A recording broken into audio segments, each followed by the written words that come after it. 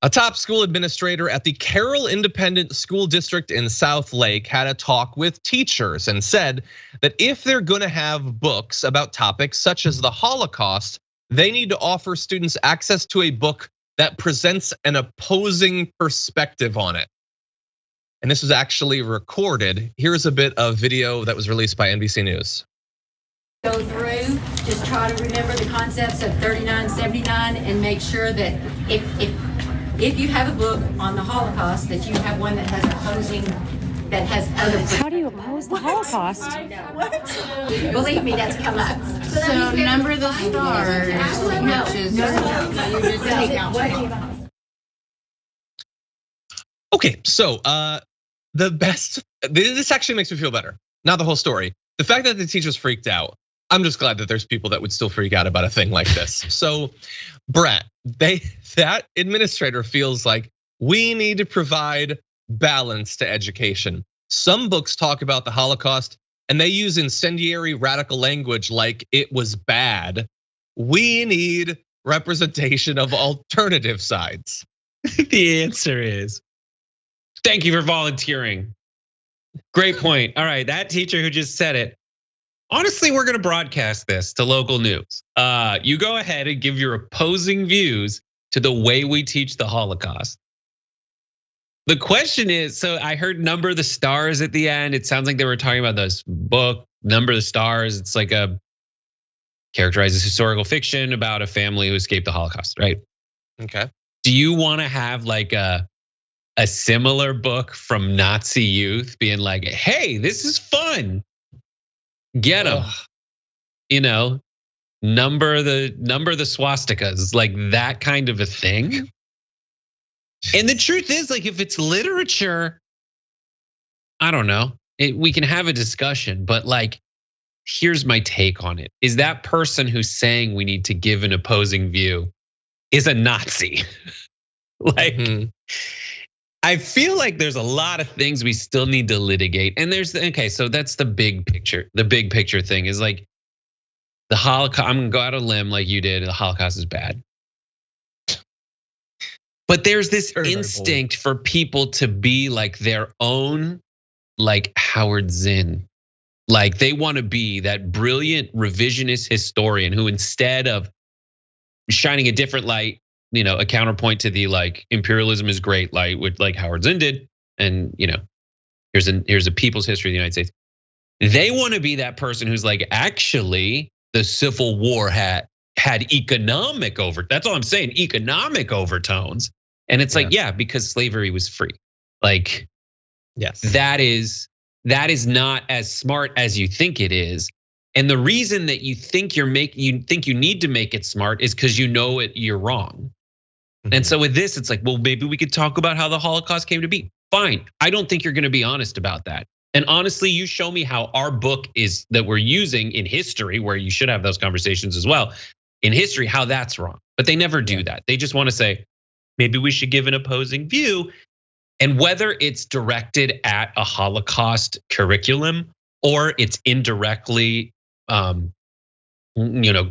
geared toward critical race theory, they're trying to, I guess this person probably also might be trying to be like, all right, if you want to show an opposite view of like our founding fathers, maybe we should also do an opposite view of the Holocaust. It's like, I'm willing to have those conversations only if you're willing to be serious about it. And 10 times out of 10, they're not. No, 100%. No, and this is, look, this is the product of what we've been talking about for what feels like 10 years. I think it's been 6 months. It's the backlash against whatever the dumbest person in a city thinks critical race theory is. That is now the worldview of every conservative in that area. They hate the idea that we would understand or question anything. And so they are trying to control that. Some states are literally banning teachers from using certain words. I'll reference my rant about cancel culture from yesterday. That is not cancel culture when you tell teachers they literally can't use 100 different words for some reason. And so they pass laws like this. Now, State Senator Brian Hughes, an East Texas Republican who wrote Senate Bill 3, which she is apparently misinterpreting, denied that the law requires teachers to provide opposing views on what he called matters of, quote, good and evil, or to get rid of books that offer only one perspective on the Holocaust, which seems like a defense of rationality. This is someone who is critiquing the administrator you saw, but I don't think that it is.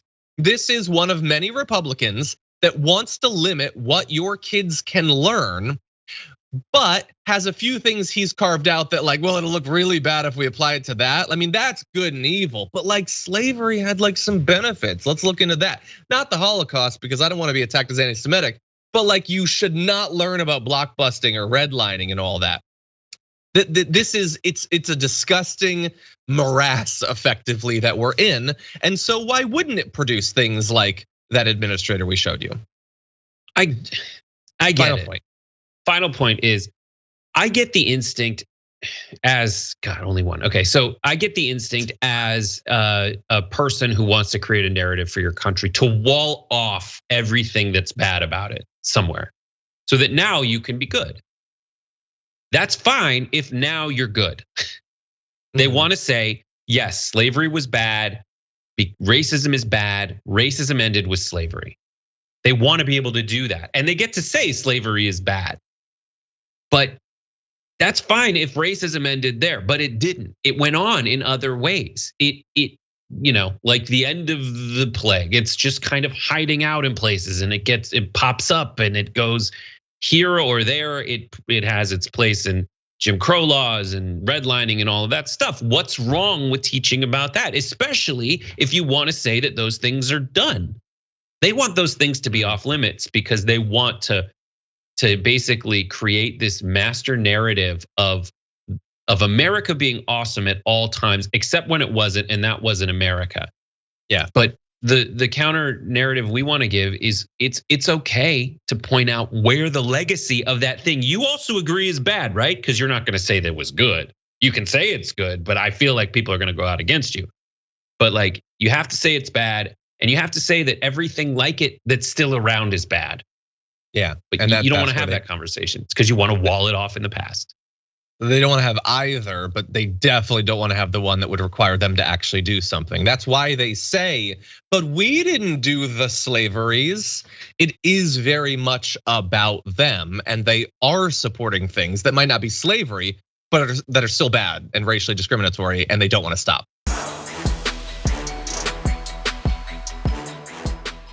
For more political news breakdowns, interviews, stories of activism, and me trying my hardest to care about the occasional big celebrity news story, subscribe to our YouTube channel at youtube.com/thedamagereport.